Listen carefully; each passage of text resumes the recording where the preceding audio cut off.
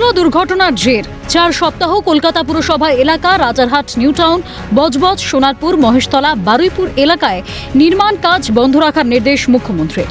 নবান্ন থেকে বুধবারই এই নির্দেশ দিয়েছিলেন মুখ্যমন্ত্রী। ফের বৃহস্পতিবার বিধানসভা থেকেও জানালেন একই কথা।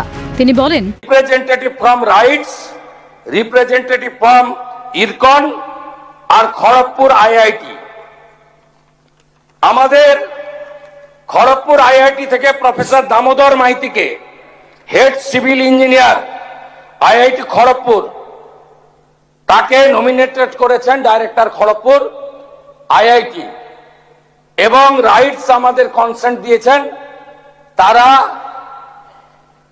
যত বিল্ডিং প্ল্যান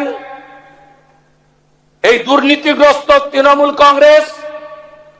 এই কাজের জন্য বিশেষ একটি অডিট কমিটি গঠন করা হয়েছে। নয়া এই কমিটিতে কলকাতা পুরসভার প্রশাসক Smita Pandey, Khalil Ahmed, Rajesh Sinha, Rachna Bhagat, DG building, DG fire, IIT খড়গপুরের বিশেষজ্ঞ সহ আরও বেশ কয়েকজন রয়েছেন। এই কমিটি সমস্ত বিল্ডিং প্ল্যান অডিট করবে। কমিটি সবুজ সংকেত দিলেই ফের কাজ শুরু হবে বলে জানান মুখ্যমন্ত্রী শুভেন্দু অধিকারী। মুখ্যমন্ত্রীর নির্দেশ মতো প্রয়োজনীয় ব্যবস্থা গ্রহণ কলকাতা পুরসভার কমিশনার ও প্রশাসক স্মিতা পান্ডের। পুর কর্তৃপক্ষের তরফ থেকে জারি বিজ্ঞপ্তি। এই বিষয়ে পঞ্চায়েত মন্ত্রী দিলীপ ঘোষ বলেন, বহু বেআইনি নির্মাণ হচ্ছে, অ্যাকশন না নিলে প্রাণহানি হবে।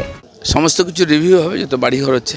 আমরা প্রথমেই বুলডোজার বার করেছিলাম, তখন অনেকে হা হা করছিলেন। দেখতে পাচ্ছেন তো মানুষের জীবন নিয়ে কিরকম ছিলিমিনি খেলা হচ্ছে। বাড়িটা কমপ্লিট হওয়ার পরে ওখানে কাজ শুরু হতো, তারপরে ভেঙে পড়তো, এরপরে তোর উপরে আরও ওজন চাপতো, তখন কি হতো? এই ধরনের বহু ঘটনা আছে, বহু ইলিগাল কনস্ট্রাকশন হচ্ছে, সেগুলো সব সার্ভে হবে। বন্ধ না থাকলে আরও জীবনহানি হবে। পাশাপাশি এদিন বিধানসভায় এক বিস্ফোরক তথ্য পেশ মুখ্যমন্ত্রী শুভেন্দু অধিকারীর।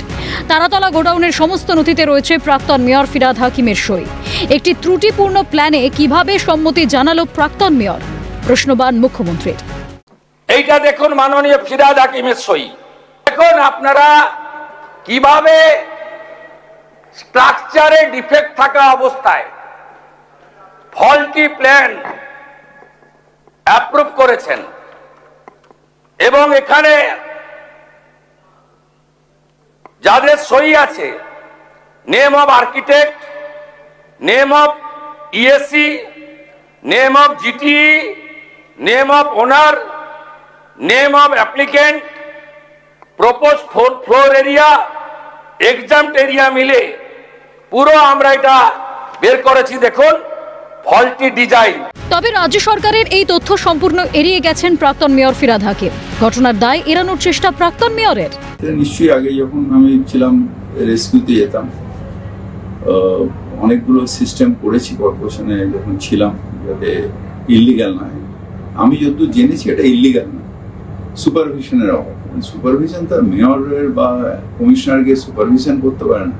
আমি যতদূর জেনেছি এটা স্যাংশন নিয়ে করা হচ্ছে। মেটেরিয়াল কি দিয়েছে না দিয়েছে সেটা জানার কথা আমার না, বা ওইখানে কোথায় হচ্ছে সেটা আমি জানতাম না। আর 10টা লোকের মতন গিয়ে স্যাংশন নিতে হবে। স্যাংশনটা প্রথমে হলো ওনাদের এলবিএস বা ওনাদের যে আর্কিটেক্ট তারা প্ল্যান দেন, সেই প্ল্যান অনুযায়ী দেখে প্ল্যান স্যাংশনে যদি বড় বিল্ডিং হয় তাহলে সেক্ষেত্রে যারা এমবিসিতে আছেন, বিল্ডিং কমিটিতে, তারা দেখে তারা এমবিসিতে একটা স্যাংশন দেয়।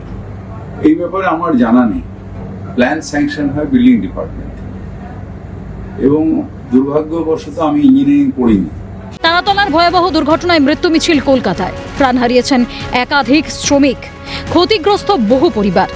এত বড় দুর্ঘটনার দায় কিভাবে এড়াবেন প্রাক্তন মেয়র? আর কত এমন নির্মাণ রয়েছে কলকাতায়? এমন আর কত প্ল্যানের অনুমোদন দিয়েছে তৃণমূল সরকার? প্রথম থেকেই বেআইনি নির্মাণের বিরুদ্ধে জিরো টলারেন্স নীতি বিজেপি সরকারের। এবার প্রশাসনের নজরে তৃণমূল সরকার অনুমোদিত নির্মাণগুলি। তদন্তে একে একে সব প্রশ্নের উত্তর মিলবে বলেই মত রাজনৈতিক মহলের। ক্যামেরায় জ্যাকি সিং এর সঙ্গে সুদীপ্ত পাল, খালেদ জামালের রিপোর্ট, ক্যালকাটা নিউজ।